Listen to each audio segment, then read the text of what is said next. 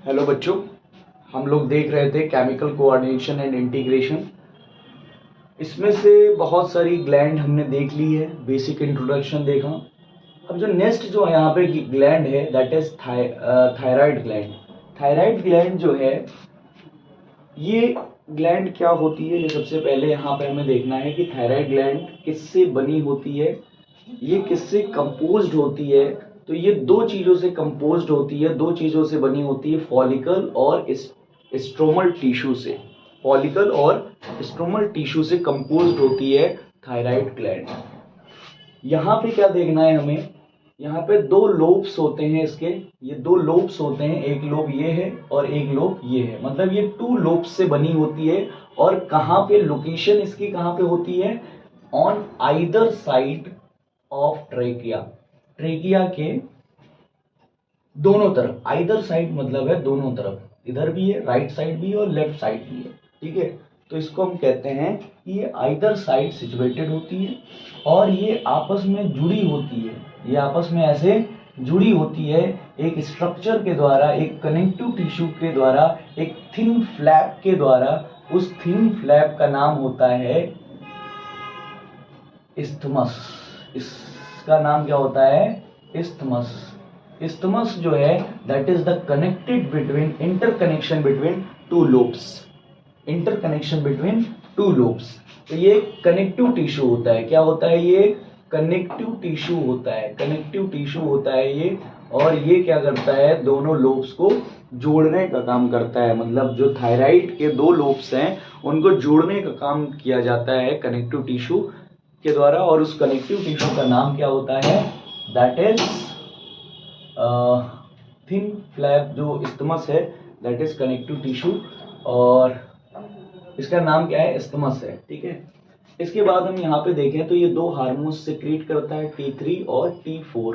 T3 का नाम है ट्राईआइडोथायरोनी, ट्राईआइडोथायरोनी, और इसका नाम है T4 का क्या हो जाएगा, टेट्राआइडोथायरोनी, ठीक है। T4 और T3, इसमें से मेन जो हार्मोन है थायराइड ग्लैंड का, जो मेन हार्मोन है that is thyroxine, that is thyroxine. तो T4 is the main hormone, main hormone जो थायरॉक्सिन है that is main hormones of thyroid gland. तो ये क्या क्या करेगा अभी हम आगे देखेंगे, लेकिन मेन आप इसका ये समझिए कि ये ऊपर वोकल कॉर्ड है और ये नीचे यहाँ पे इसको हमने ट्रेकिया कहा है। तो ये ट्रेकिया के आइदर साइड इसके दोनों लोब्स हैं और ये आपस में जुड़े कैसे हैं, इंटरकनेक्टेड कैसे हैं, इस्थमस के द्वारा, एक कनेक्टिव टिश्यू के द्वारा जुड़े हुए हैं। यदि अब यहाँ पे हम देखेंगे कि यदि हम डाइट में ऑक्सीजन डाइट में यदि हम आयोडीन हमारी डाइट में कम है तो हमें क्या हो जाता है, हाइपोथायराइडिज्म हो जाता है। ऐसी कंडीशन को क्या कहते हैं, हाइपोथायराइडिज्म कहते हैं। इसमें होता क्या है, इसमें हमारी जो इनलार्जमेंट, जो हमारी थायराइड ग्लैंड है वो इनलार्ज हो जाती है, बड़ी हो जाती है, जिसकी वजह से क्या होता है, हमारी जो नेक रीजन होता है वो स्वेल कर जाता है, और स्वेल कर जाता है तो उसको कहते हैं ग्वाइटर। ये क्या है, ग्वाइटर है, ये सिंपल ग्वाइटर कहलाता है, या इसी को हम सिंपली क्या कह देते हैं, ग्वाइटर कह देते हैं, सिंपली ग्वाइटर या सिंपल ग्वाइटर बोलते हैं। लेकिन यदि हम हाइपोथायराइडिज्म की कंडीशन की बात करें, जब आयोडीन की कमी जो है, आपकी आयोडीन की जो कमी है वो कम हो गई है, कहाँ पे, प्रेगनेंसी कंडीशन में, फीमेल जब प्रेग्नेंट है, प्रेग्नेंट वुमेन में यदि कम हो गई है तो उसके जो बच्चा जो डेवलप हो रहा है, जो बेबी डेवलप हो रहा है, जो उसके अंदर एम्ब्रियो डेवलप हो रहा है, उसमें क्या होगा, उसका जो डिफेक्टिव डेवलपमेंट जो है वो डिफेक्ट हो जाएगा, उसका डेवलपमेंट क्या हो जाएगा, डिफेक्ट हो जाएगा। और मैचुरेशन, जो ग्रोइंग है वो भी क्या हो जाएगा, जो ग्रोइंग बेबी है उसका मैचुरेशन, अब वो परिपक्व नहीं हो पाएगा उतनी तरीके से, उसका डिफेक्शन हो जाएगा, डिफेक्टिव हो जाएगा और उसकी ग्रोथ जो है वो रुक जाएगी। ग्रोथ दो जगह रुकी, एक जो पिछली प्रीवियस क्लासेस में हमने देखा कि ग्रोथ हार्मोन्स के डिक्रीजमेंट की वजह से भी ग्रोथ रुक जाती है, लेकिन उसको डॉर्फिज्म बोलते हैं, उसको क्या बोलते हैं, डॉर्फिज्म बोलते हैं। वहां पे बच्चा केवल बौना हो रहा था, डॉर्फिज्म हो रहा था, लेकिन पागल नहीं हो रहा था। लेकिन यहाँ पे जो बच्चा होगा वो मेंटल रिटार्डेड होगा, मतलब मेंटल रिटार्डेशन होगा, लो आईक्यू उसका हो जाएगा, मतलब वो पागल हो जाएगा। तो that is the differentiation of growth hormone decreasement and hypothyroidism. मतलब इन दोनों में यही मेन डिफरेंस है कि बच्चा दोनों, क्रिटिनिज्म का वही मतलब क्या होगा, स्टंट ग्रोथ, बच्चा बौना होगा, लेकिन ये बच्चा पागल भी होगा साथ में। ये बच्चा कैसा होगा, पागल भी होगा, मेंटल रिटार्डेशन होगा इसको, लो आईक्यू होगा, एबनॉर्मल स्किन होगा, और बच्चा कैसा होगा, डीफ म्यूटिज्म होगा, बहरापन हो जाएगा, यहाँ पे ऊंचा सुनेगा, इसका मतलब बहरा बच्चा पैदा होगा, पागल बच्चा होगा, लो आईक्यू होगा, और मेंटल रिटार्डेशन होगा। यहाँ पे क्या होगा, मेंटल रिटार्डेशन होगा। तो ऐसे बच्चे को हम कहेंगे जिनकी ग्रोथ रुकेगी और साथ में पागल भी होगा, उसको हम कहेंगे क्रिटिनिज्म। और ये क्रिटिनिज्म जो है, ऐसा जो बच्चा बौना होगा वो होगा हाइपोथायराइडिज्म की वजह से। यदि ग्रोथ हार्मोन्स के डिक्रीजमेंट से होगा तो डॉर्फिज्म कहेंगे, ये हम पिछली क्लास में देखा है।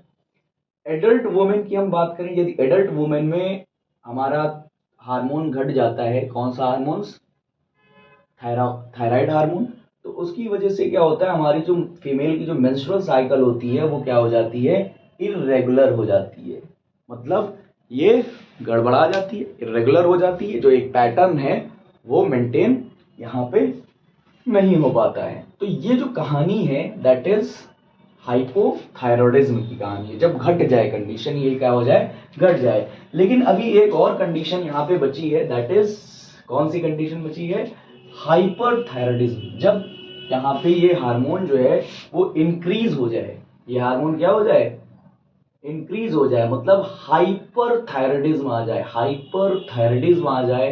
हाइपरथायरॉयडिज्म में क्या होता है, जब यहाँ पे हमारा जो T4 हार्मोन है या थायराइड हार्मोन है, थायराइड हार्मोन, TH हम लिख रहे हैं, थायराइड हार्मोन या T4 हार्मोन जो है, जिसको हम थायरॉक्सिन बोलते हैं, थायरॉक्सिन बोलते हैं, ये थायरॉक्सिन हार्मोन इंक्रीज हो जाता है, तो इस कंडीशन को हम हाइपरथायरॉयडिज्म बोलते हैं। ये कंडीशन कब होती है, ये कंडीशन जब होती है जब हमारी थायराइड ग्लैंड में, जब हमारी थायराइड ग्लैंड में क्या हो जाए, कैंसर कॉज हो जाए। कैंसर का मतलब होता है अनकंट्रोल ग्रोथ। जब किसी भी बॉडी में, किसी की बॉडी में सेल में अनकंट्रोल ग्रोथ होने लगती है तो उसको कैंसर कहते हैं। तो वैसे ही हमारी थायराइड ग्लैंड में जब कैंसर कॉज हो जाएगा तो हमारी जो थायराइड की ग्लैंड है वो अनकंट्रोल ग्रोथ करेंगी और क्या बना लेंगी, गांठ बना लेंगी, नोड्यूल का फॉर्मेशन कर लेंगी, और इस नोड्यूल के द्वारा यहाँ पे अब थायराइड जो है, जो थायराइड हार्मोन है वो बहुत ज्यादा निकलेगा, और इस कंडीशन को हम कहेंगे हाइपरथायराइडिज्म। और इसकी वजह से क्या होगा, जब ये हार्मोन जो है, जो थायरॉक्सिन हार्मोन्स है, जब बहुत ज्यादा निकलेगा तो इस कंडीशन को, एक कंडीशन आएगी, एक बीमारी हो जाएगी, उसको कहेंगे एक्सोप्थेल्मिक, एक्सोप्थेल्मिक, ठीक है, एक्सोप्थेल्मिक ग्वाइटर। ये एक स्पेशल टाइप का ग्वाइटर होगा, हाइपरथायराइडिज्म का ग्वाइटर होगा, that is exophthalmic goitre. Simple goitre का क्या होता है, सिंपल ग्वाइटर होता है जब हाइपोथायराइडिज्म कंडीशन होती है, जब हाइपोथायराइडिज्म कंडीशन होती है तो उसको सिंपल ग्वाइटर बोलते हैं। लेकिन जब हाइपरथायराइडिज्म कंडीशन आती है तो उसको हम एक्सोप्थेल्मिक ग्वाइटर बोलते हैं। और इस ग्वाइटर में, इसमें डिफरेंस क्या है, डिफरेंस ये है, इसकी कुछ प्रॉपर्टीज आ जाती हैं। क्या प्रॉपर्टीज आ जाती हैं, जो पेशेंट होगा, जो जिसमें ये बीमारी हुई है, उसकी जो आईज हैं, उसकी जो आईज हैं ऐसा लगेगा बाहर आ गई, जैसे ऐसे, ऐसा लगेगा कि आईज जो है बाहर आ गई है, मतलब protrusion of eyes, protrusion of eye ball, उसकी जो आई बॉल हैं वो क्या हो जाती हैं, बाहर आती हुई हमें महसूस होती है। ऐसा लगता है कि उसकी जो आई बॉल है वो बाहर ही आ गई है, उसको कहते हैं प्रोट्रूशन ऑफ आई बॉल, ठीक है। और उसका क्या होगा, एक इंपॉर्टेंट चीज, उसका जो मेटाबॉलिज्म रेट होगा, जो मेटाबॉलिज्म रेट होगा वो इंक्रीज हो जाएगा। तो जब किसी बच्चे का, या नॉर्मल कंडीशन की हम बात करें, जो बच्चे एक्सरसाइज करते हैं नॉर्मल कंडीशन में, यदि उनका मेटाबॉलिक रेट अच्छा होता है तो वो पतले हो जाते हैं, और जो मोटे लोग होते हैं उनका मेटाबॉलिक रेट कम होता है, तो वो मोटे रहते हैं। लेकिन ये बीमारी है, यहाँ पे मेटाबॉलिक रेट बहुत ज़्यादा बढ़ जाएगा, जिसकी वजह से उनका डाइजेशन अच्छे बहुत ज़्यादा जल्दी होगा, जिसकी वजह से इनका जो वेट लॉस है, वेट लॉस होने लगता है।